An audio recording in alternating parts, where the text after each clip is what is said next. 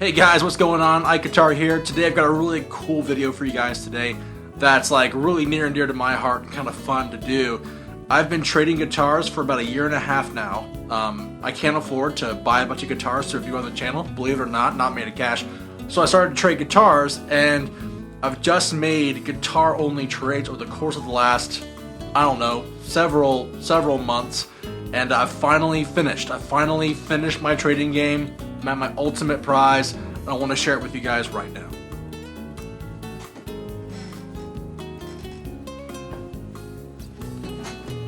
Now you guys know what it is based on the title of this video, but let me just open it and show you guys how cool this thing is.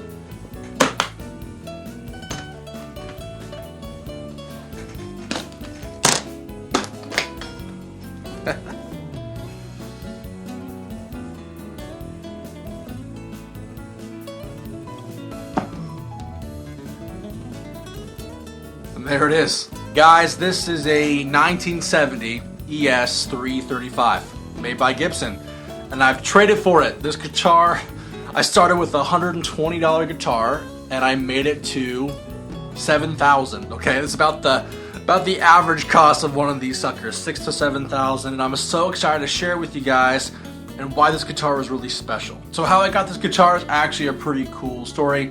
I want to go into that a little bit here. I got it. I'm like a fourth owner of this guitar, but this guitar is super clean. Like almost, there's like no scratch marks on it. Like just a little bit, but you know, not crazy at all. I got it from a guy in West Virginia, Fairmont, home of the Yan Dog. So all you Fairmonters out there, reppin', okay? So I got this guitar. I've been trading guitars for a while. I had a J45 that I loved, and I hope to get that guitar back one day. It's one of my favorite guitars.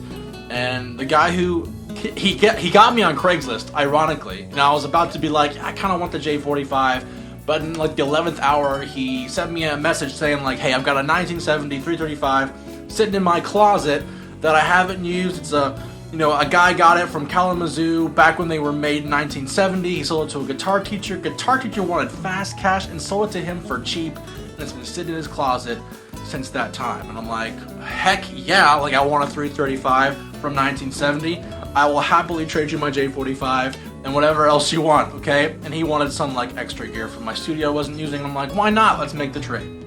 So I think every guitar has a story, and I think that's really cool. This guitar is really clean. This guitar is probably the nicest 50-year-old guitar you'll ever find on the market right now. And I'm so excited to have it in my possession. This guitar is wine red, not the cherry red, the wine red. They introduced wine red in 1970, and this is the cream of the crop when it comes to the early Norland era Gibson guitars. And I want to talk to you guys about what that means and the little history of 335, so bear with me here. Okay, so the ES-335 came out in 1958, alright? 1958, we saw the 335 in the magazine. Well, I didn't, I was too young for that. But essentially, it's called the 335 because Ted McCarty wanted to sell the guitar for $335, which in modern money is like around what they charge them for now.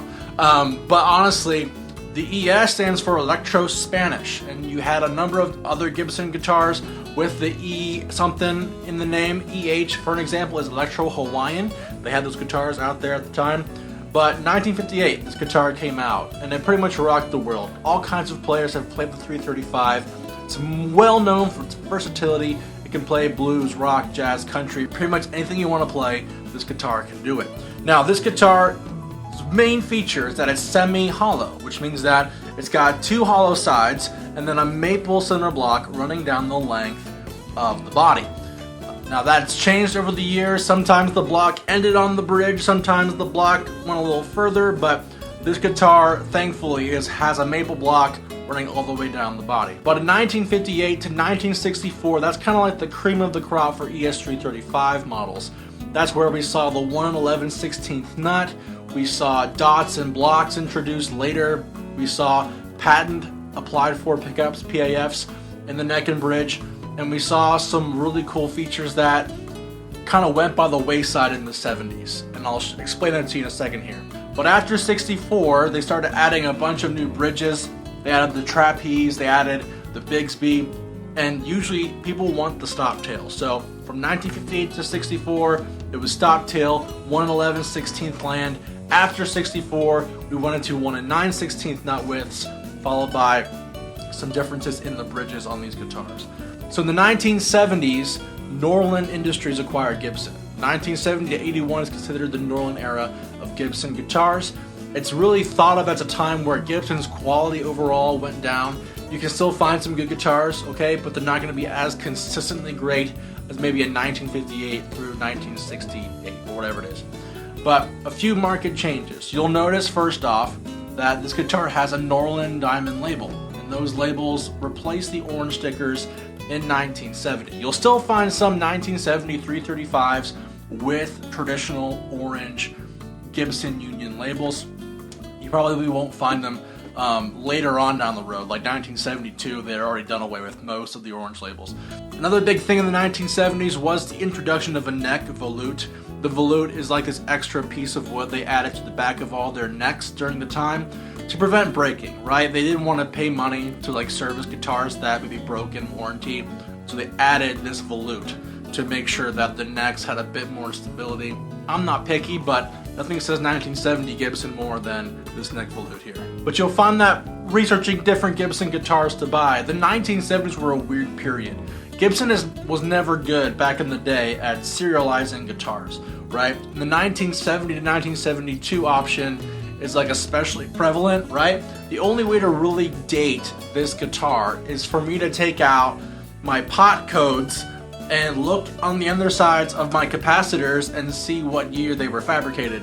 If I took this serial number and put it into, you can't really see it, it's kind of faded, into a Gibson serial checker or traditional Gibson serial number formula, it would come up with all kinds of guitars from even the 60s, alright? And I know this is a 70 for a number of reasons, okay? So the only way to tell, even Gibson, I even emailed Gibson, was like, hey, what is this serial on this guitar? What year are we from?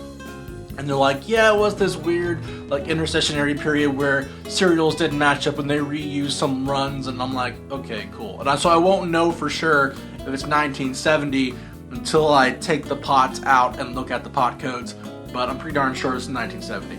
But it wouldn't be a guitar video if I didn't play it, so we plug the sucker in, we'll play some rock and blues, and really see who can make this thing squeal.